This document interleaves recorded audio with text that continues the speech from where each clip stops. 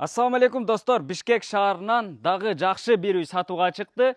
Адреси Бишкек шаарынан Манас аэропортун көздөй келе жатканда, Манас айылынын центринен трассанын жээгинде ушул артымдагы эки кабаттуу бышыккычтан түшкөн үй сатууга чыкты достор. Анда эмесе адреси менен сиздер менен кеңири тааныштырсам, ушул проектируемая улица 2А дарегинде жайгашкан. 2 жасаңыздар чыгат. Манас айылынын центринде мектеп, бала бакча, мечит, Берекет кичи маркет, ошо Берекет кичи маркетинен маңдайынан эле күнчыгышты карай бир 400 метр келсеңиздер Манас айылынын поликлиникасы, ушул поликлиниканын маңдайында жайгашкан үй. Андан ары бул тарабы футбол аянтчасы, балдарыңыздар чуркап чыгып футбол ойной берет. Андан ары тааныштыра турган болсок, көчө тарабы полный песка блок менен тосулган, дарбаза калиткалар орнотулган. Ушундай киргенде эле бул жерин арка кылып койсоңуздар болот. Арка кылып, анан бул жагын 3 очок, очоккана кылып, өзүңүздөргө ыңгайлуу шартты түзүп, бул жагын жакшылдандыруу аянтчасы деп койсок дагы болот. Андан ары сиздер менен тааныштырайын, үйдүн арт тарабындагы бир сыйра көрсөтөйүн.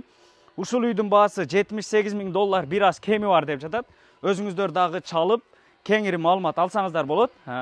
Бул жагында навес өзүңүздөргө пайдалуу кылып, кандай өзүңүздөргө ыңгайлуу кылып пайдалансаңыздар болот. Жердин аянты 8 сотук. Үйдүн размери 11-ге 10 болуп түшкөн. Андан ары кете турган болсок, бул үйдүн арт тарабында жанында жайгашкан топкасы. Топкасын ушул жакка кылып коюп туруп, кеңири көмүрдү төгүп, сырттан жаксаңыздар болот да, үйдүн ичине ышкылбай. Бул үйдүн арт тарабынан көрүнүшү, үйдүн артынан дагы ушундай бурон эшик коюлган. Андан ары сиздер менен үйдүн ичин дагы бир катар көрсөтүп чыгайын. Үйдүн документи бардыгы колдо, кызыл китеп, договор купля-продажа, өзүңүздөр чалып сүйлөшүп, содалашып алсаңыздар болот. Бул жагы подвалга кирген жол, ушул жагы лестницасын өзүңүздөр куруп, Кудай буйрса, подвалда кеңир экен. Үйдүн биринчи кабаты монолит менен жабылган, бурон эшикте. Жүрүңүздөр, анда эмесе сиздерди үйдүн ичи менен кеңири тааныштырайын. Оң тарабында холодильник, мебелдер, үйдүн дуалдары обой менен жасалган, потологу натяжной потолокто. Андан ары келе турган болсок, бул жерде чай ичүүчү стулдар орнотулган, интернет кабелдер, телевизор бул жагы, экинчи этажга чыккан лестницасы. Анан айта кетчү нерсе достор, мына ушул массажный аппарат комплект мынакей эмеси менен ушул 100.000 сомго шашылыш түрдө сатылат достор. Андан ары бул жагы спальный бөлмөсү, биринчи кабат зал. Обой, чоң жылытуу батарейкасы орнотулган. Ушул мебелдер дагы сиздерге калат, Кудай буйрса, мына кыздын себин алат дагы чыгып кетет экен.